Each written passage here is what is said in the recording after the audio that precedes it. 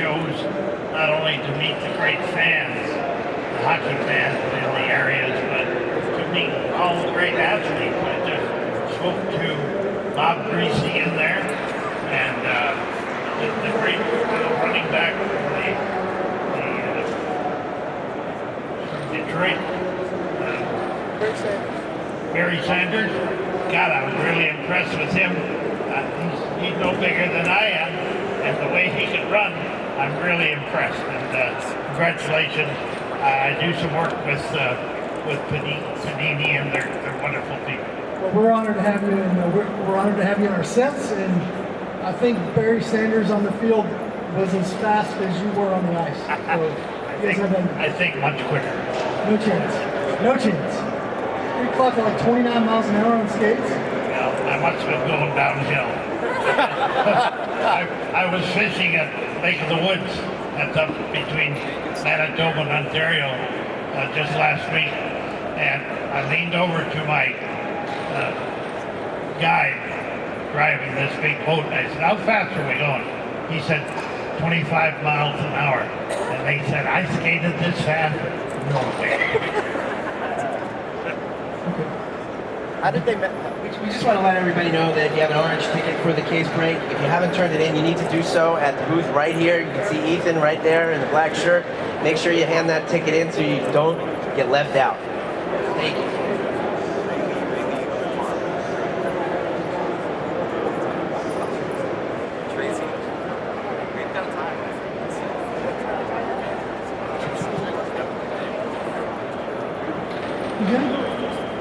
So the esteemed Rich Layton is getting started here. I mean, the esteemed Michael Hodges from STL. Equally esteemed. Peter, Michael. Got those batteries are dead. That was 2 minutes. No. Is your wife in town yet? Did you get that video at all? I've gotten it so far. I just Michael Hodges' just leave it. It may be broken. I don't know. That's okay. She's going to be shooting a certain Panini video. I'm not sure how to do that. I'll go grab my iPhone. Okay. Actually, oh, she's right there! There she is! Hello! You've made it! So happy to see you. Now, Mr. Hull, if I can call you Mr. Hull. No, call me Bobby. Brett's Mr. Hull. Bobby, we've had the great honor to have you on our sets. You're going to be in National Treasures Hockey, which is a real high-end hockey product. Will be out next month. What is your take on how the trading card, the physical trading card, has evolved? I go back quite a ways. I retired in 1980 and started to do not this volume of show, but started to do some signings up above the border in Ontario, and it just evolved into a great family sport. I think that has a lot to do with it, where a kid will grab his dad and say, "Dad, I'd like to start collecting." And as we talk right now, there are likely many dozens of young people wanting to get into the collecting business, into collecting cards from all the great sportsmen that play all the sports in North America mostly, and I just think it's a wonderful family affair, and I'm happy to be a part of it. Could not agree more. While we get started here, I'm going to ask a question. If you had to start collecting today, you had to pick a player, a rookie, a young kid, you go, "I'm going to collect his cards." Who would it be, and why? I expect that being with the Chicago Blackhawks, and any Blackhawk fans up there. For the rest of you, I'll speak a little slower. I think that we have two of the greatest kids that play in the league today. A guy by the name of Johnny Toons and Patrick Kane. I've never seen a kid with faster hands and feet than Patrick Kane. And I suppose if I was starting to collect, they would be the two guys that I would feel would be going on to stardom even more so than in their pocketbooks, but I believe they'll become Hockey Hall of Famers, and they're doing a great job in Chicago and for the National Hockey League. They'd be my two choices if I was to collect them and start right now. Solid choices. Caves and Canes. And he would no doubt he would collect their Panini cards. Of course. Of course. That goes without saying. And Bobby, what was it like to be on the cover of Time magazine? You were one of the few hockey players that have ever been. That was a sheer pleasure for me.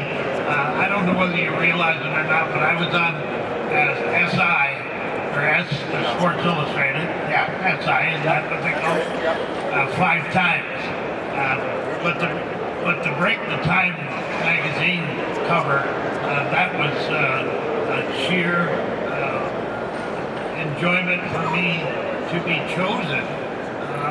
There weren't many hockey players that have made the cover of Time magazine, and I go back to that time, and I was right in my prime then, and it was a wonderful feeling to be selected to be on the cover of Time magazine.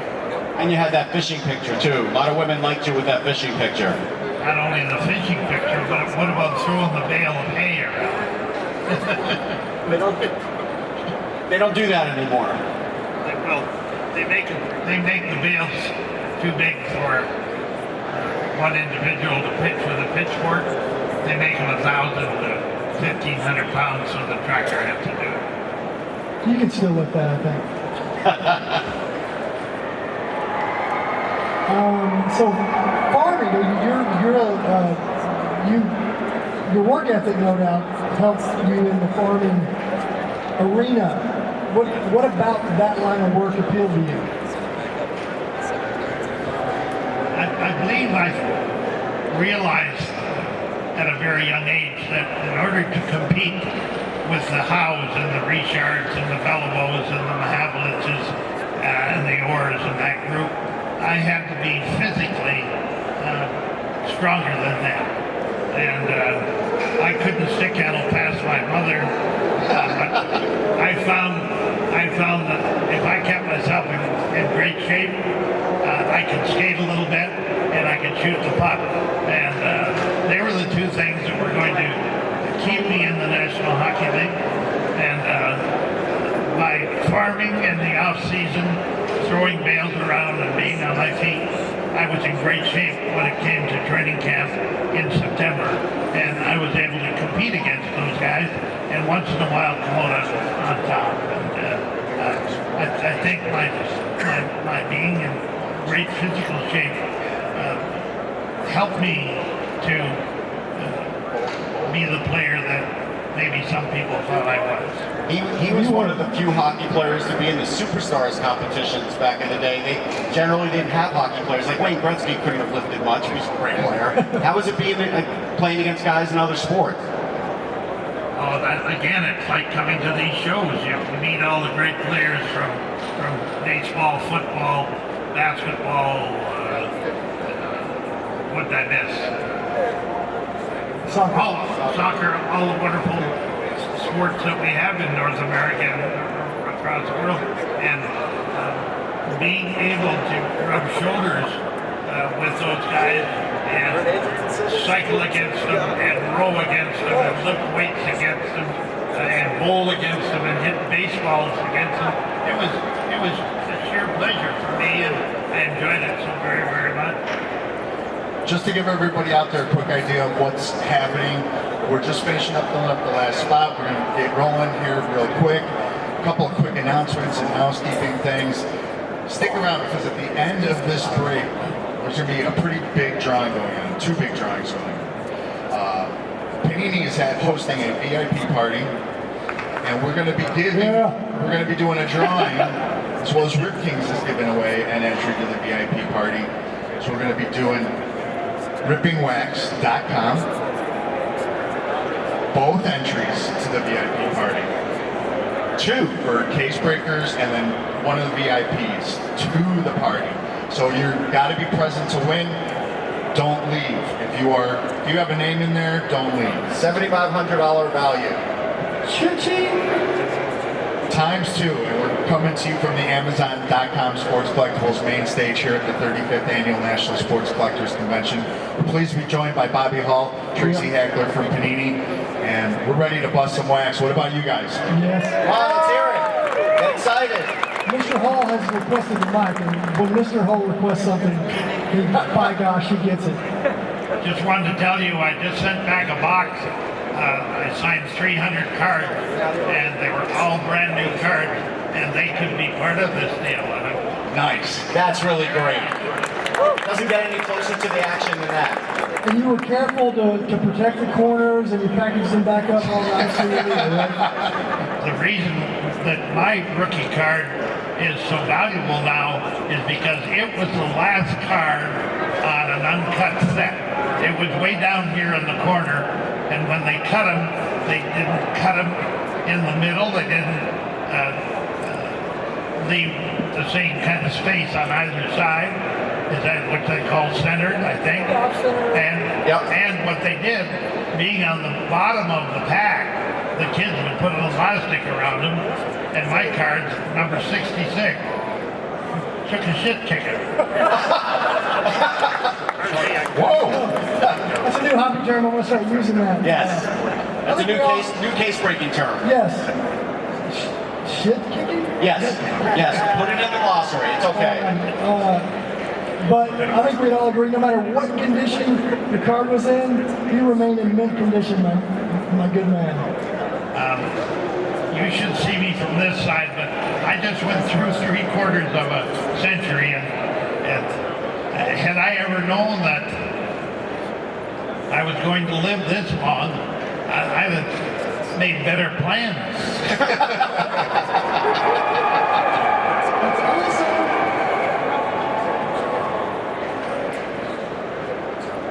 A lot of people saying I'd taken better care of myself, but no, I'd have made better plans.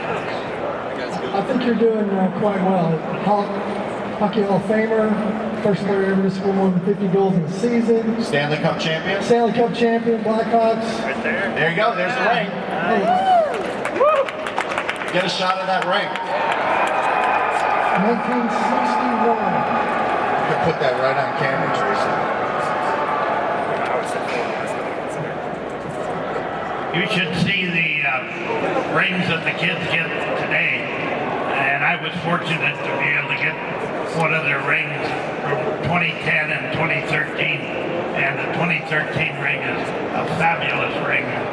Very, very proud of it. Yours might be better quality gold. Let me take a shot of that on you, Trace. What was it like to be asked by the Blackhawks to come back as an ambassador for the team? Never ever thought that I'd ever be a Blackhawk again. I thought I'd burnt all the bridges that I could burn when I was arguing with Mr. Wirt Sr. And I didn't think that they'd ever want me back again, but for a long while I was a nomad. I wasn't a Blackhawk, I wasn't a Jet. But all of a sudden, Rocky Wirtz took over, and ladies and gentlemen, boys and girls, there's not a greater guy than Rocky Wirtz. He has more character in his baby finger than his old man had all his lifetime. And he built that team back up, gave the hockey fans of the Chicagoland area and surrounding areas what they wanted, which was the home games on TV. And not only did he get rid of the dead wood that they have there for so long, but they also, if you aren't proud of your past, you don't have much of a future. And he delved into the past and got people like Stanley Mikita, Tony Esposito, and of course Denny Savard at that time was coaching the team, and yours truly. And I think that put the icing on the cake. People knew then that he was serious about bringing hockey back to the Chicagoland area the way it used to be back in the 60s and early 70s. As someone who's walked around the concourse in the United Center and seeing you interact with the fans, it's good to have you back. Looks like we're getting ready. We're ready to roll, guys? Yeah. All right, and I'll turn it over to Mr. Tracy. So Prime Hockey, have you guys done well with Prime Hockey this week? It's been out? Yeah. And Chris Barr and our hockey team, the designers, our acquisitions folks did a fantastic job, and it hasn't disappointed. Everything I've seen has been remarkable. Obviously, the big Prime, game-worn sweater pieces, legends like this guy. Yeah, so let's crack it and see how we do. 5 times on the randomizer. 5 times on the randomizer.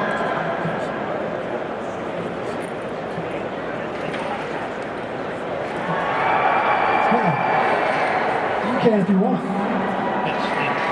Oh. What's the first?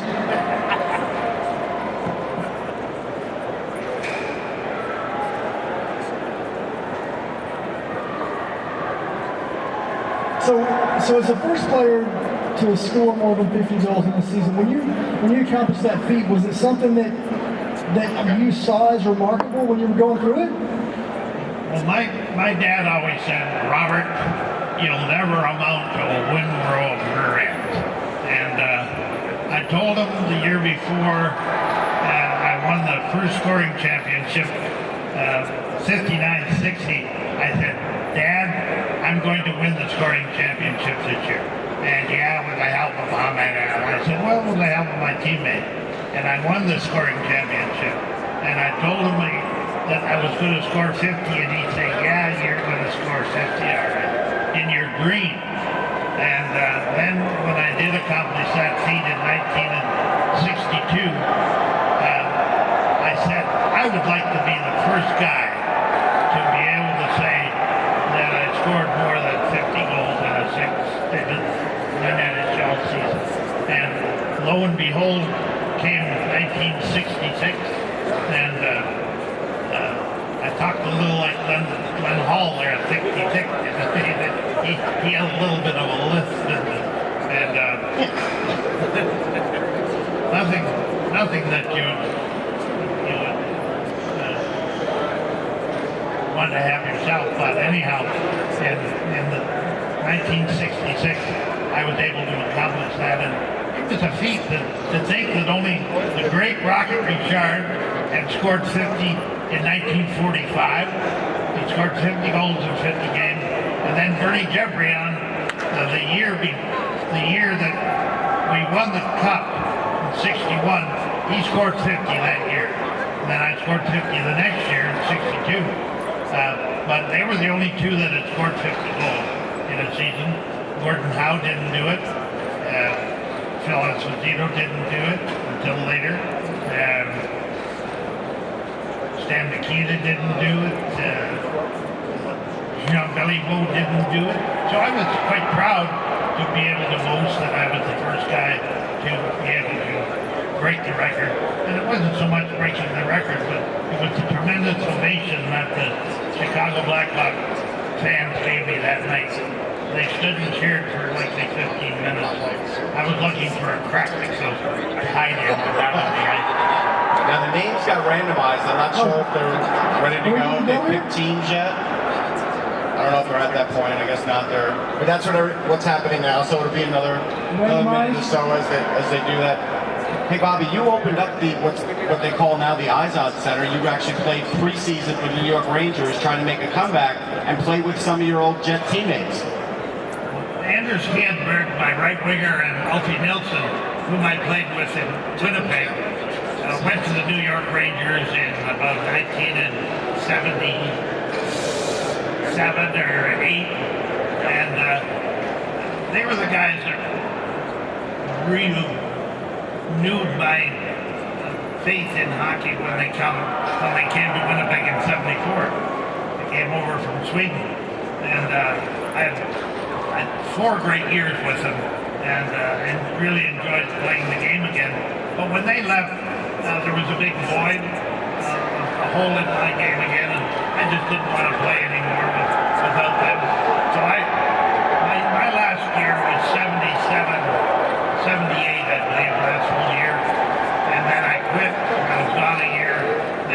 '79 came along and the two leagues amalgamated, the WHA and the NHL, and they talked me into coming back, which I should never have.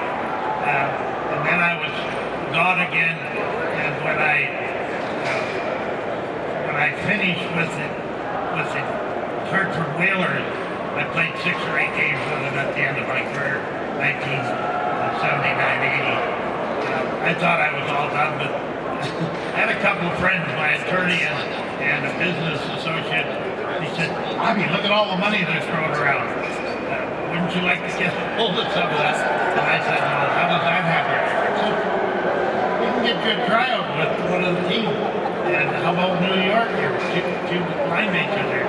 So as a whim, I went over to Finland with them, and they trained with Anders Nolsey. They were both injured, so I didn't get to play with them ever again. And it was a lot of fun, but I wasn't ready. It's a young man's game, and I was 42 or 3 years old, and I'd had enough. I want the record show that Mr. Hull used the word amalgamated too, Yes. which is Very good vocabulary. hats off to that. He went to school, no doubt. I didn't think I could say that with my teeth out. You still look better than I do, sir. I'll tell you that. So we ready to go? Woo! Here we go. All you guys, let's do this. Home hockey. All right, first up, we're going to read through the random list. So if you're in the house right now, you're going to know what team you get. And I'm going to try to get all the hockey teams separated from this basketball team. Let's see how I do. All right, so Zach Copeland, you've got the Flyers. Carter, I'm going to butcher some names, so don't kill me later, right? Oh, man. Carter Liebzeit, Florida Panthers. Marty Kuser, the Calgary Flames. Michael Horvitz. Oh, no, never mind. You're in the basketball break. Forget that. Chris Kirsch, the Devils. Will Clark, the Oilers. Kevin Stahl's got the Penguins. Gordon Ingold has the Maple Leafs. Eric Noisland has the Tampa Bay Lightning. Ottawa. Max Albom has the Ottawa Senators. Jonah Saknowitz has the Predators. Michael Num has the Detroit Red Wings. Larry Equipin has the Winnipeg Jets. Kyle Hackinson has the Vancouver Canucks. The Islanders go to Ronald Polian Jr. The Sharks go to Matt Hess. The Rangers go to Jared Balash. The Avalanche go to Dan Donovan. Montreal goes to Nelson Rodriguez. The LA Kings go to Tony Ganelli. Let's scroll in here. Can't get all these on the same screen. It's all genetics. Nelson Rodriguez had Montreal. Tony Ganelli had the Kings. Hurricanes went to Andrea Aiello. The Wild go to Alex Broggy. The Blues go to